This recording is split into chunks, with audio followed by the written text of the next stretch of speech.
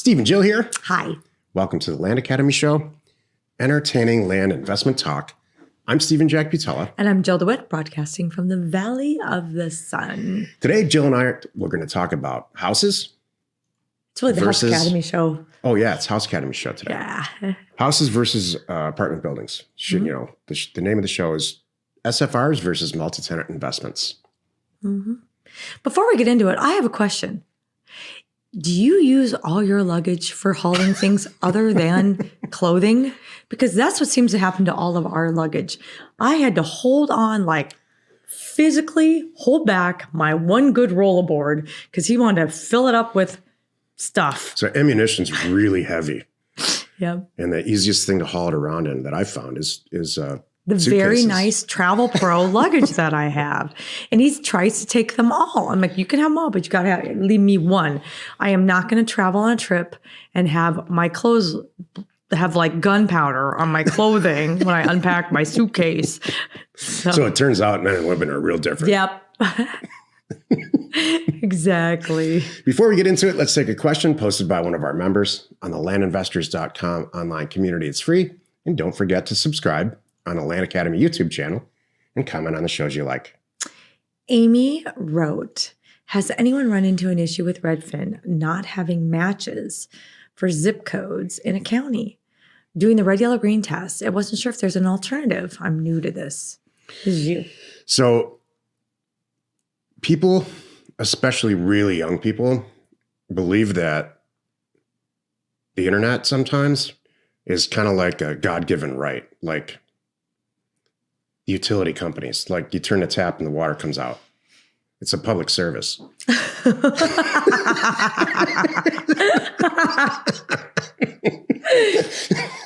This should work.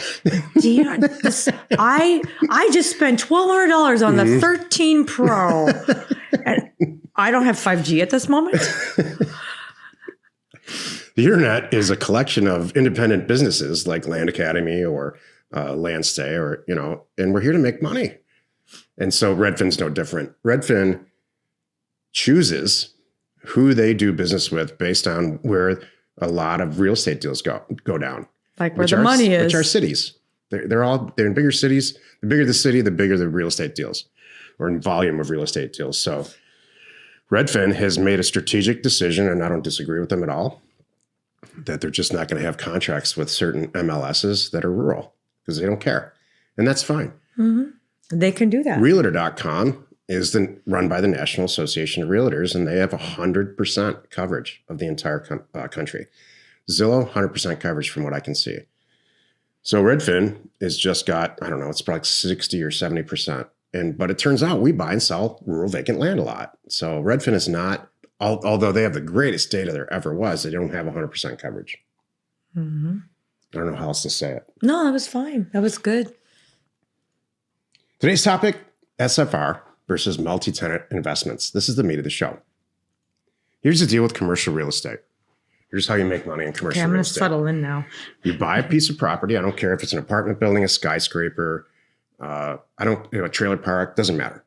And it's got tenants and they pay every month and you go about your merry way.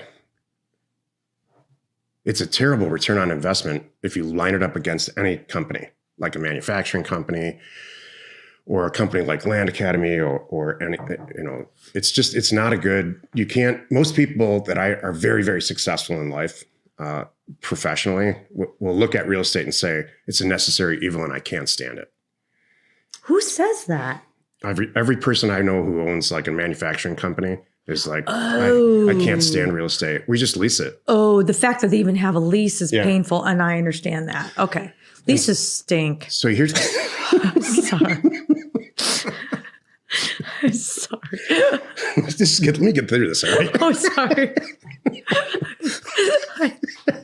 Do you want me to just kind of... Leases stink. That should have been the show. The title of the show. Seriously, what was the last time that you read a lease that said, Oh, this sounds right. This is fair. Oh, this is great. Yeah, I'm gonna can't sign this fast Well, enough. I'll get two. Because I might want another to expand next year. No, leases are awful. Talk about opinions. Jeez. I didn't say I don't have opinions. When you make, when you go to sell, you buy, if you own a trailer park, you buy it and you buy it at a rational price.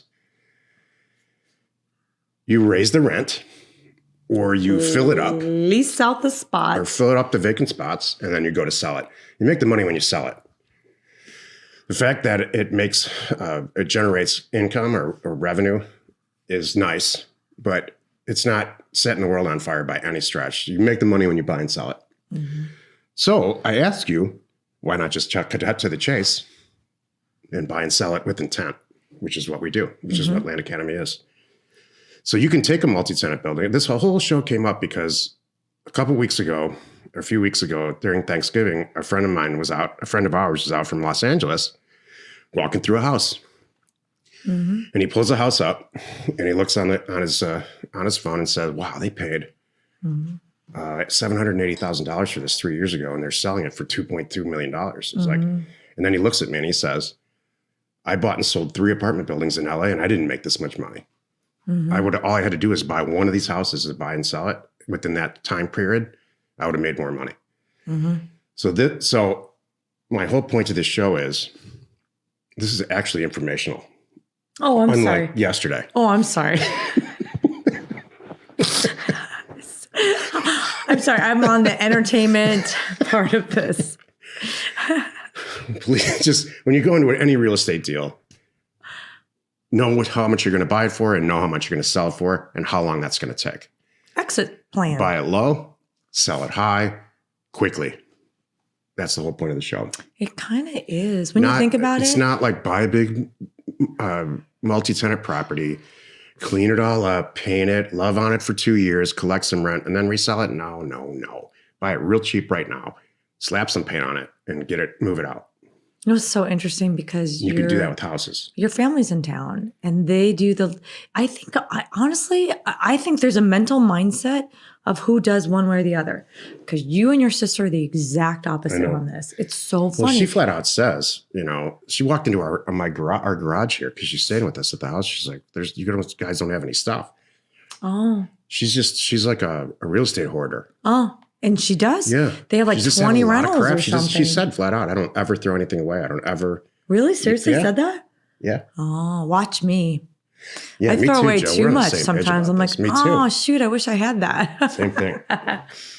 Oh, that's wild. So multi-tenant versus houses, there's house deals that you can make $1 million on in 5 months. And there's multi-tenant properties that you can own for 10 years and not make $1 million. That's the thing. So that's the thing. Yeah. That's where I was going with that. I was trying to understand who makes that decision. Because I would say, I want to double my bank balance faster, not slower. So I'm like, well, who does that? And why do they even do that? Because it's not like one's safe and not safe. Because the way we do it, it's 100% safe anyway. I don't buy it unless I can double my money, maybe triple my money, but double my money for sure. And so there's no risk there. Exactly. Risk is the word. So if we don't buy property ever, if there's any risk at all. Correct. If there's any risk of not knowing what the outcome is and how fast it's going to happen, we don't do the deal. I have one right now. I can end it on this for me in deal funding. And you know who you are. We've been going back and forth with this. And I finally had to say. You know who you are. No, I finally had to say, I'm just not feeling it. I just have this gut feeling about it. I said, what about this? What about that? And then she said, but did you look at this? Did you look at that? I talked to this person. I talked to, it might have even been the mayor in the town that answered the phone. So you really know who you are. And she's like, and she very nicely said, Jill, what is it? Because I'm trying to learn from you. I said, you know what? Here's the deal. It's my gut right now. I'm just not feeling it. Yeah. Yeah. At the end of the day, I'm like. Can you describe the deal? Commercial property on a busy road. And I'm not 100% sure. I'm afraid it would sit in the inventory for too long You would think it's it's technically in a big city because it's got the name of the city. Let's just say Nashville. It's not Nashville, but it's like Nashville proper, if you want to say that. So it has that attribute, again, commercial, but I'm like, there's not enough going on around it that I just have this gut thing that it's going to take a year and a half for the right person to come along. And then there's going to be enough, because I've done these deals. This is why I can say this too.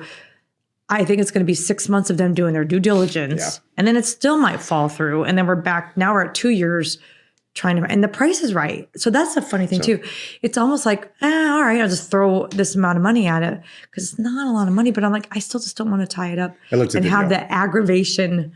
I looked at the deal and I passed on it immediately. And here's why. For me, it was, again, it took Jill 10 minutes to talk about this, but I looked at it and it's got a very specific use zoning. It's not the 2-pack. It's a different one. That's a red flag. Yeah. And number 2, there's just too much vacant property there. Mm-hmm. I'm just like, I don't know. But anyway, the point of this was, risk and how we look at things. And it might even just come down to girl gut. Yeah. So, which is good. And whatever you are and however you want to do it, there's nothing wrong. You could play it safe. Yep. Doing SFRs or even multi-tenant investments. Buy them so correctly that you turn and sell them overnight quickly. Or you can also play it safe and knowing that I'm going to own this for 10 years, fill it up. I'm going to, change the rent and I'm going to take that money and do it this way. It's just whatever your personality is. Right. So if you need access to any sort of ownership or property details, including owner phone numbers and FEMA flood map overlays, please check out parcelfact.com or neighborscoop.com. Created by investors, that's us, for investors like you. Happy you could join us today. 5 days a week, you can find us here on the Land Academy Show. Tomorrow is Jack Thursday, and I'm going to talk about 2022 and how we're probably going to buy less frequent but bigger land deals. You are not alone in your real estate ambition. It'd be great if we could do 20 deals next year. I love that. Make $150,000 each deal. I'm good with that. $2 or $3 million. Last time I checked, we know how to do that. Mm-hmm. Okay, good. Thank you for tuning in. We would love to connect with you on Clubhouse. So make sure you're on there. Go find the Land Investing Club. Join it. Follow me. We're on there the first and third Thursday of every month, and you can find the time and the details right inside Clubhouse. And you don't need an invite anymore, but you could reach out to our team if you need one, if you need help with that. No problem. We are Steve and Jill. Information and inspiration to buy undervalued property. We hope you found our content valuable and we appreciate your support. If you have not already, please check out our channel and hit the subscribe button. And your comments and suggestions help us to create the content you're here for. Hitting the like button helps to support our channel's algorithm and gauge your interest for future shows.